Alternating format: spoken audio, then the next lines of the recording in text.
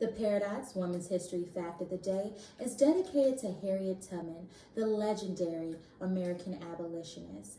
Born into slavery, Araminta Ross, around 1820 in Dorchester County, Maryland, she later adopted her mother's first name, Harriet.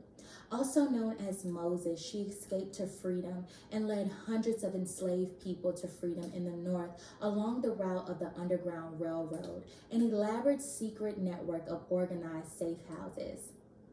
From 1862 to 1865, she served as a scout and as a nurse and laundress for Union forces in South Carolina during the Civil War.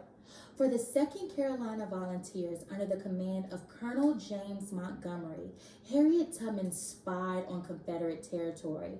When she returned with information about the whereabouts of warehouses and ammunition, Montgomery's troops were able to make carefully planned attacks. For her wartime service, Tubman was paid so little that she had to support herself selling homemade baked goods.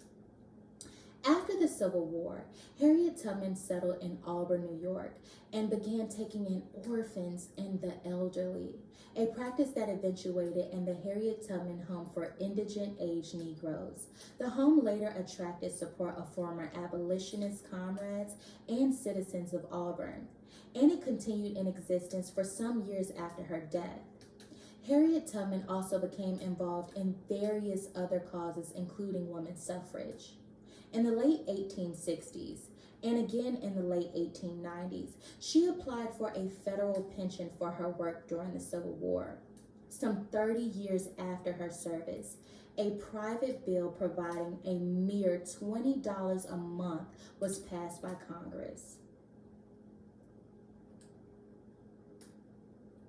I had reasoned this out in my mind. There was one of two things I had a right to: liberty or death. If I could not have one, I would have the other. Harriet Tubman died on March 10, 1913, in Auburn, New York.